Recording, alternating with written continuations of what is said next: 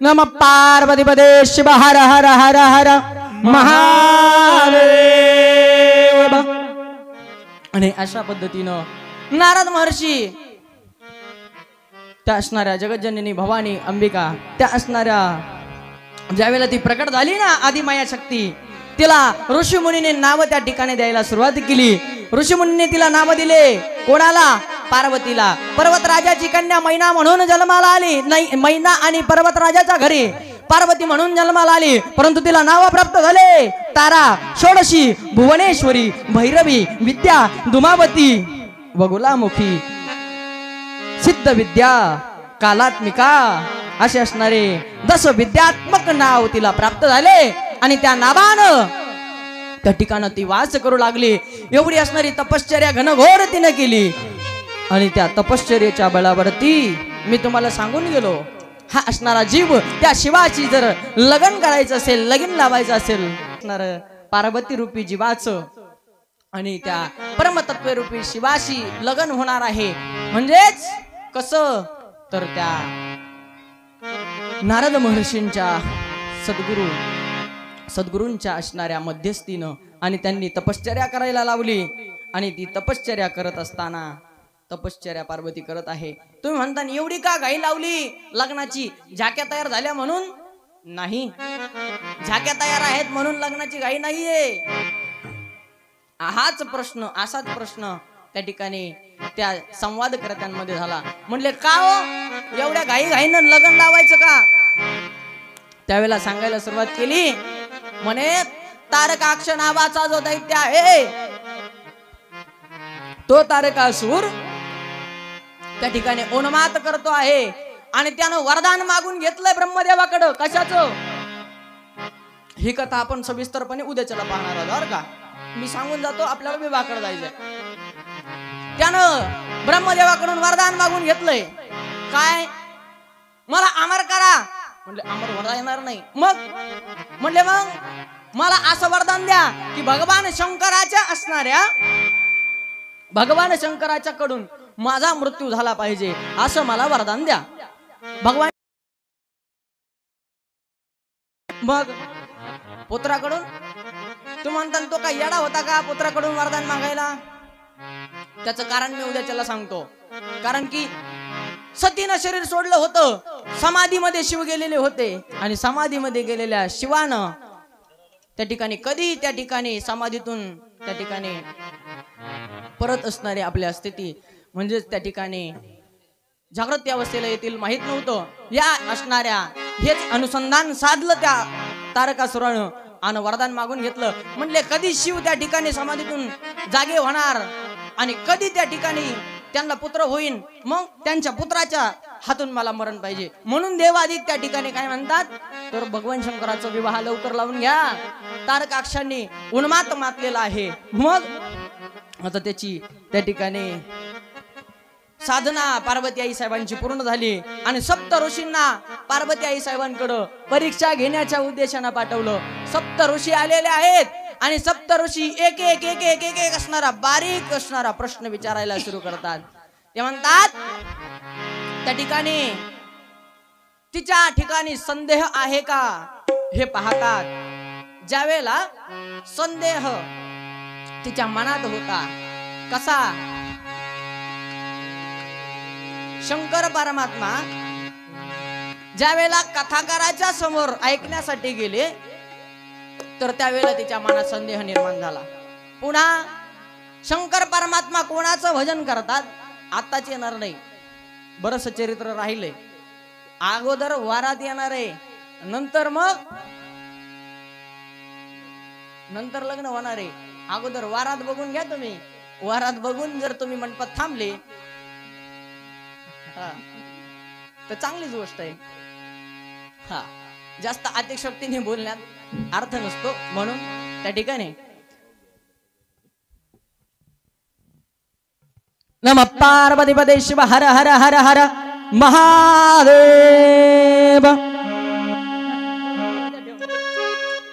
आणि मग त्यांची साधना पूर्ण झाली, हिमालयाच्या कडे वारात केली आणि नारदांनी मध्यस्थी करून त्या ठिकाणी यायला सुरुवात झाली. एक गोष्ट असणारे त्या ठिकाणी सांगायची, ज्यावेळेला शिव असणारे काय करतात तर समाधी अवस्थेमध्ये आहेत. त्या समाधी अवस्थेतल्या शिवाला आता कोण उठवायला जाईल, कोण उठवणार हा प्रश्न पडला. समाधी अवस्थेतल्या शिवाला कोण उठवणार. त्यावेळेला कामदेवाला पुढे पाठवलं. ब्रह्मदेवानं निर्माण केलेला कामदेव, इकडे लक्ष द्या, ब्रह्मदेवाने निर्माण केलेला कामदेव, त्या कामदेवाला दिलेली शक्ती, ती शक्ती त्यानं त्याच्या बापावरती अगोदर चालवली. म्हणून स्वतःच्या मुली माग पळणारा ब्रह्मदेव, त्या ब्रह्मदेवानं स्वतःच्या मुलाला कामदेवाला शाप दिला. आणि शाप दिल्याच्या नंतर तो आता शाप खरा होणार आहे. ब्रह्मदेवाला पुढे केलं. त्या ठिकाणी ब्रह्मदेवानी कामाला पुढे केलं. शिवजींना त्या समाधीतून उठवण्यासाठी कामानं आपले असणारे 5 बाण मारले, शब्द स्पर्श रस रूप गंध, आणि या कामाच्या 5 बाणांनी त्या ठिकाणी शिवजींची समाधी भंग झाली. त्या ठिकाणी डोळे उघडले आणि डोळे उघडल्याच्या नंतर नुसते 2 डोळे उघडले नाही तर भगवंताने त्रिनयन उघडले. 3रा डोळा उघडला. आता वाटत होत आता प्रलय होतोय की काय, सकल असणारे सृष्टी त्या ठिकाणी बुडून जाते की काय. भगवंताच्या त्या ठिकाणी प्रलयंकर रूपाचं भयंकर असणारे स्वरूप प्रकट झाले. आणि ते स्वरूप प्रकट झाल्याच्या नंतर झालं असं,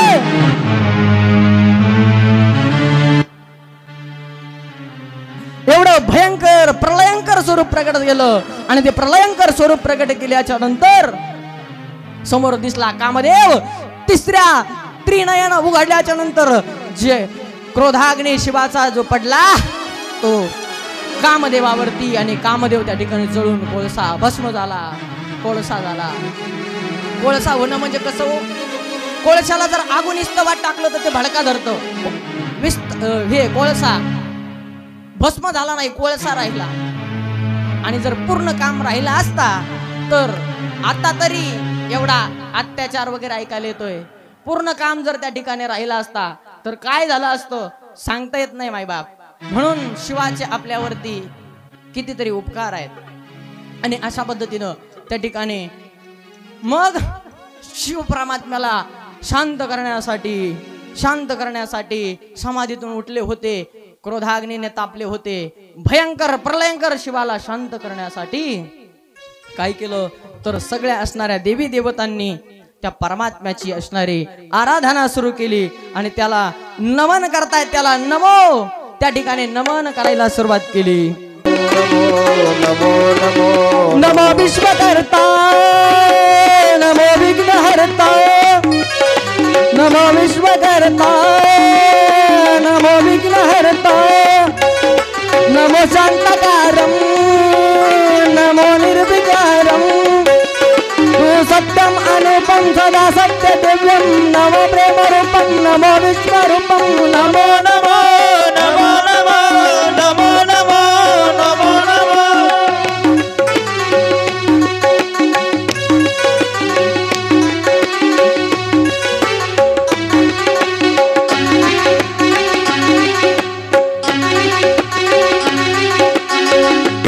महाकाल काले दिगंबर निराले, दिग दिग भ्रंता अनादि अनंत, नमो सृष्टि रूपं, नमो वृष्टि रूपं, नमो जल रूपं, नमो वृक्ष रूपं, नमो नमो नमो नमो नमो नमो नमो नमो नमो नमो नमो नमो नमो नमो नमो नमो नमो नमो सत्स्वरूपं,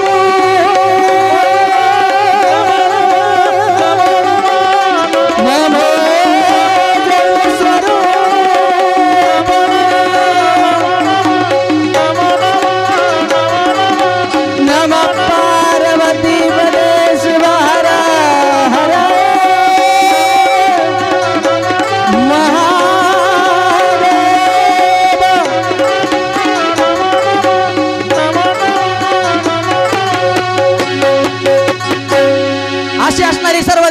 गीतानं मिळून स्तुती केली. भगवंता आपण सृष्टी रूपम आहेत, आपण असणारे शांताकारम आहात, आपण निर्विकारम आहात, तुम्ही असणारे त्या ठिकाणी साक्षात परमात्मा तत्व आहात. भगवंता आता काय करा तुम्ही, तर विवाह करा.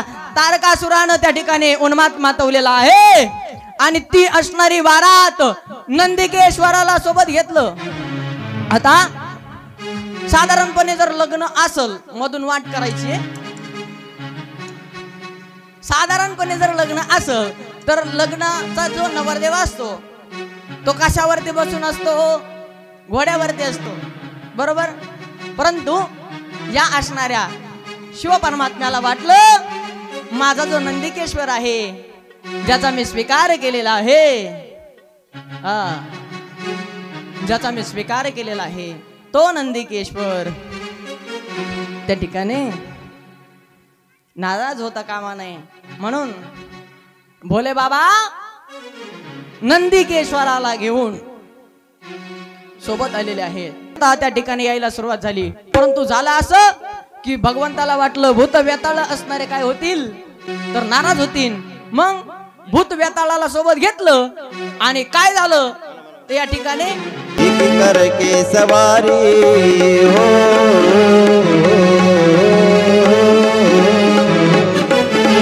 नंदी करके सवारी डमरू वाला रे, गले में लिपटा नाक वाला रे.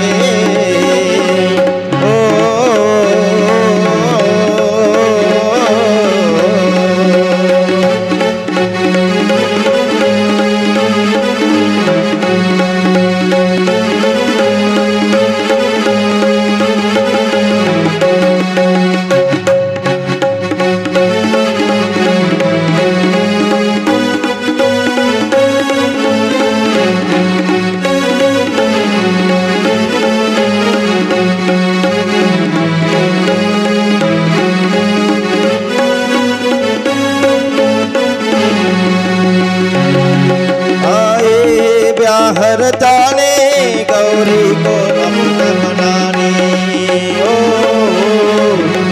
ओ,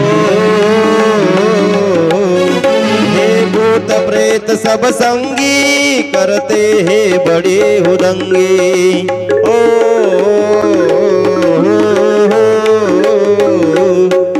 अद्भुत रूप बनाया हो, अद्भुत रूप बनाया डमरू वाला रे, गले में लिपटा नाग भुजंगाला रे, गले में लिपटा नाग भुजंगाला रे. ओ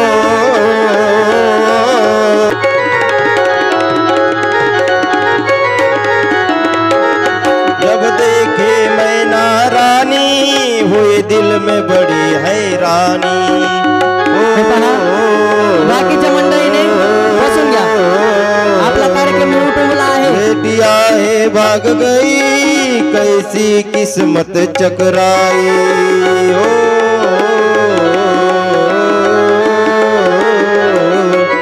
ना ब्याह परवार की, ना ब्याह परवात की डमरू वाला रे, गले में लिपटा नाग भुजंगा काला रे, गले में लिपटा नाग भुजंगा काला रे.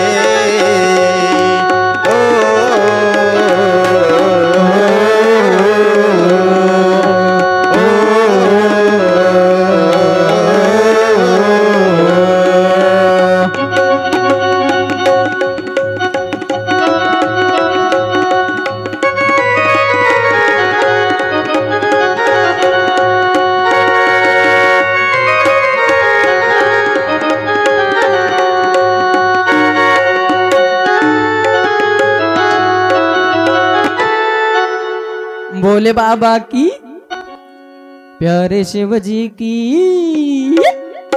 भोले बाबा की. सर्वांनी खाली बसले तर लग्न लागन, नाही तर असेच उभं राहा. सर्वांनी बसून घ्या. आलेल्या पाहुणे मंडळींचं सहर्ष स्वागत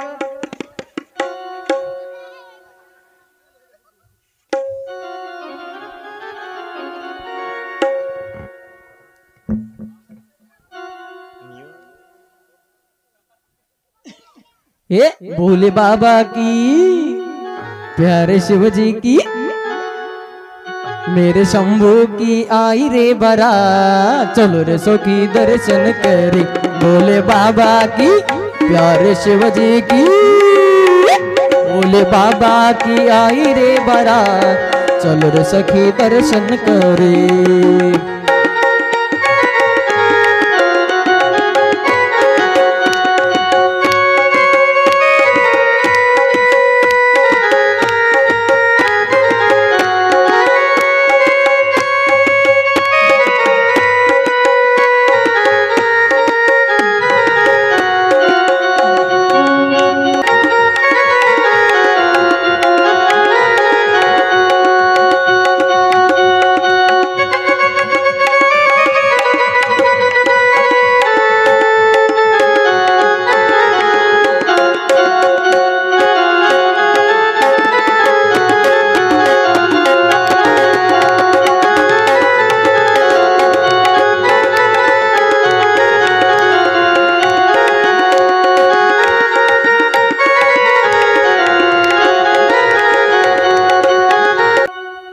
या ठिकाणी वधूवरांना आशीर्वाद देण्यासाठी खर तर आजचे जे वधूवर आहेत हेच सगळ्यांना आशीर्वाद देणार आहेत म्हणजे साक्षात शिव परमात्मा आणि अष्टदा प्रकृती म्हणजे जगत जननी जगत भवानी जगदंबा अंबिका परांबा परमेश्वरी राजराजेश्वरी भगवती त्या असणाऱ्या आदिमायेचं आणि त्या शिव परमात्मा तत्वाचं आज या जीवशिवाचं ऐक्य होत आहे।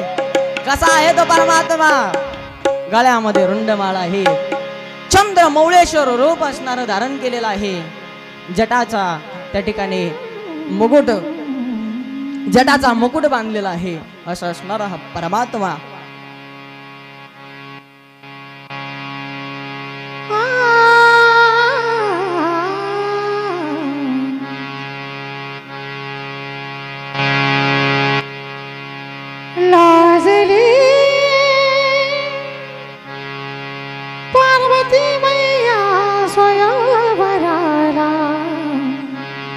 पाहुने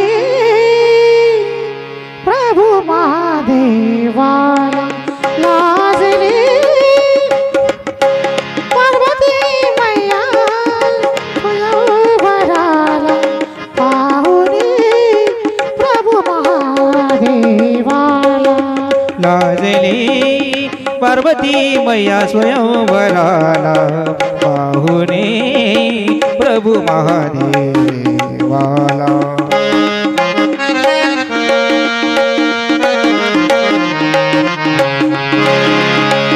नक्षदार आदि रम्य मंडपी जमले सारी थोर मंडली नक्षदार आदि रम्य मंडपी जमले सारी थोर मंडली पर्वताजवळी उभी पार्वती पर्वताजवळी उभी पार्वती न्याहाळी दुरुदी प्रभु महादेवाला लाजली पार्वती मैया स्वयंवराला पाहुरी प्रभु महादेवाला लाजली पार्वती मैया स्वयंवराला पाहुरी प्रभु महादेवाला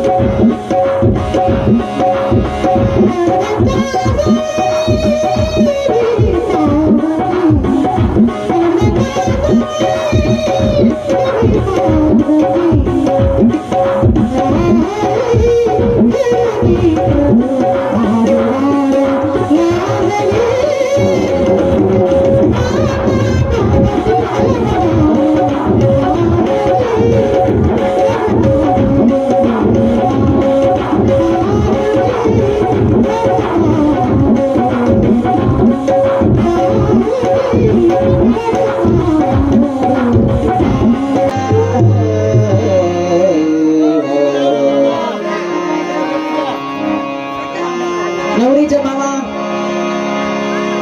नवरीच्या पाठीमागे उभा राहा. नवरदेवाच्या मामा नवरदेवाच्या पाठीमागे उभा राहा.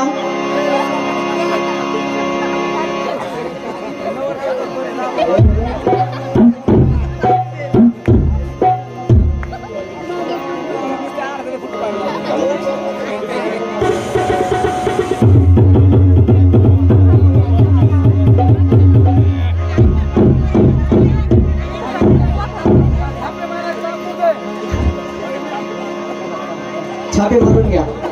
छापे मारा.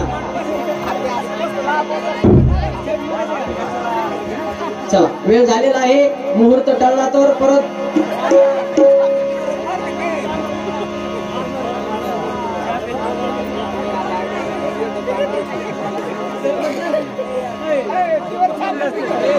झालं का? करायची का सुरुवात?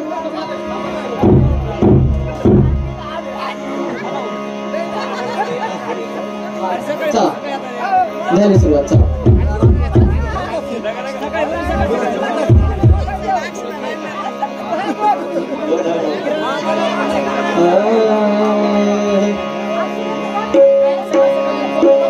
स्वस्ति श्री गणनायकं गजमुखं मुनीश्वरं सिद्धिदं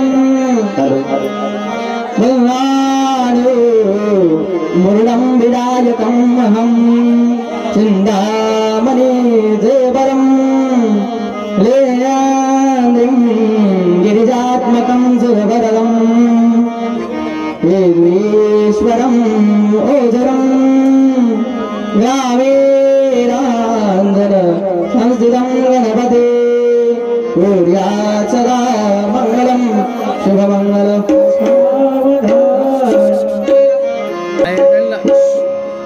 विष्णुला कवला शिवासी गिरिजा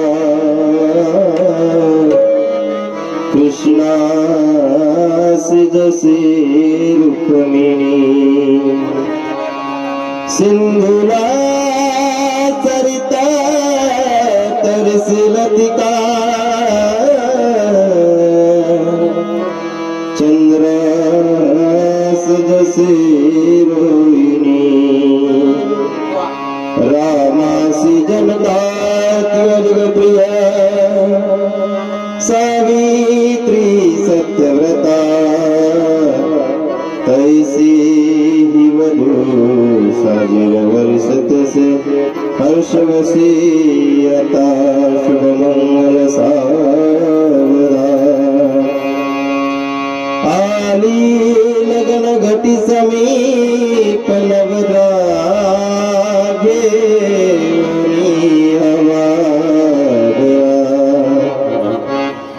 गुयात गे पर कपूरन करा अंतर पटा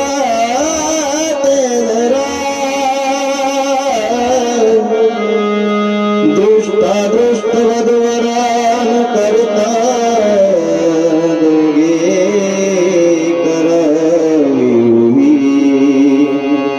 वाजंतु बहुबल बलान करणे लक्ष्मीपते मंगलम वधुवरते शुभमंगल सावरा.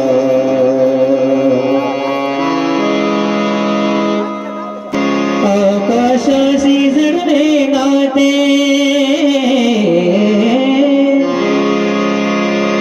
आकाशाशी जडले नाते धरणी मातेचे स्वयंवर झाले पार्वती मातेचे स्वयंवर झाले मातेचे झाले पार्वती मातेचे स्वयंवर झाले झाले पार्वती मातेचे स्वयंवर झाले पार्वती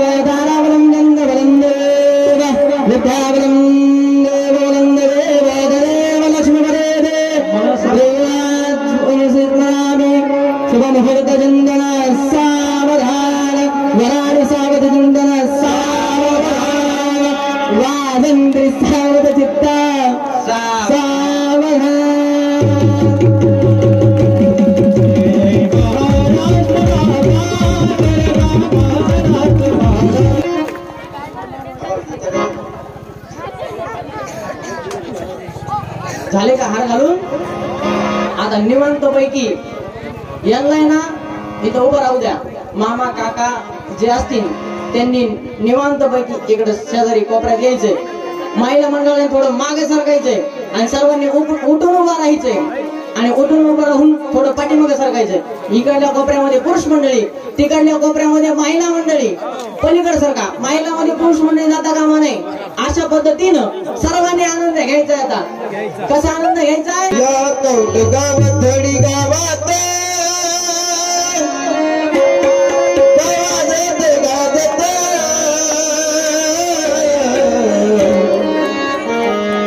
सोन्यात मासी